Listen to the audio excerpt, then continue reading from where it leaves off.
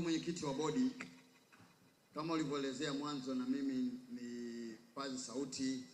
kwanza kumshukuru Mwenyezi Mungu mwingi wa rehema kwa kutuwezesha kufika katika siku ya leo,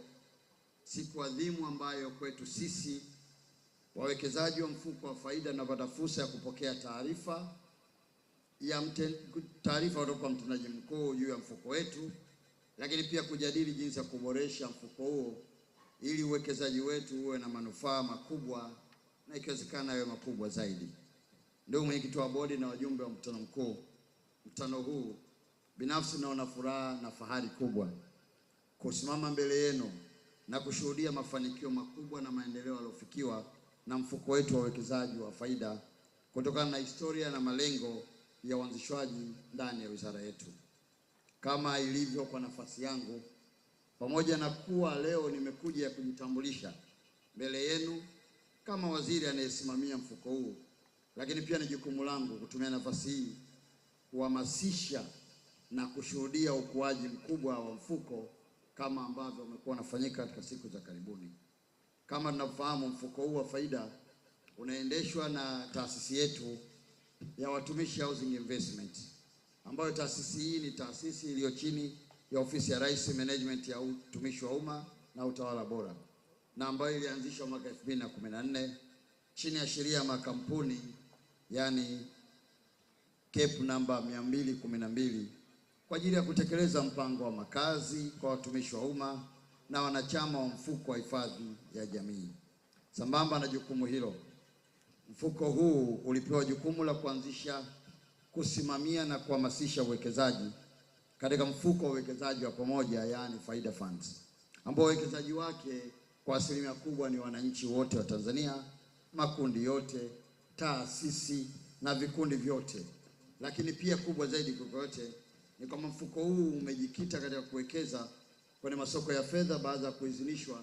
na mamlaka ya soko la mitaji. Ndugu mwenyekiti na wajumbe, majukumu haya sio madogo. Nichukue fursa hii kuipongeza sana bodi yako, management na watumishi wote kwa kufanikiwa utekelezaji wa maelekezo hayo, ambayo hadi leo tunapofikia hapa tunashuhudia mafanikio makubwa sana katika ukuaji wa thamani ya kipande na ukubwa wa mfuko wake.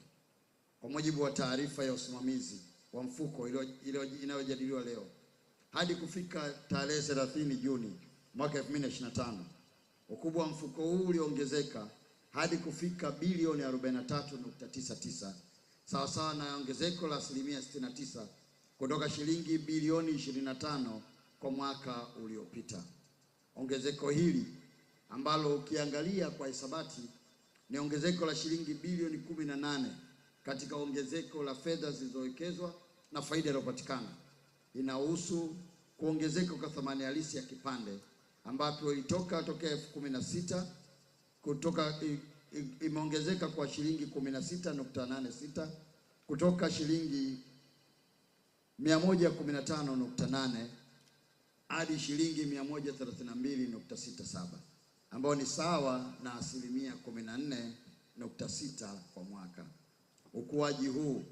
haujaja hivi hivi, bali ni kwa usimamizi thabiti unaochangiwa uzoefu na weledi katika kufikia mgawanyo anuai wa rasilimali ili kupata mapato makubwa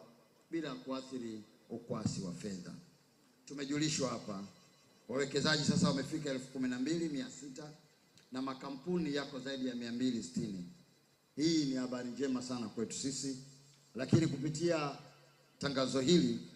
ninataka niishawishi management iendelee kukutana na wadau mbalimbali, iendelee kukutana na taasisi mbalimbali ili malengo ya kuwezekana Watanzania wote, makampuni yote binafsi na yale ya serikali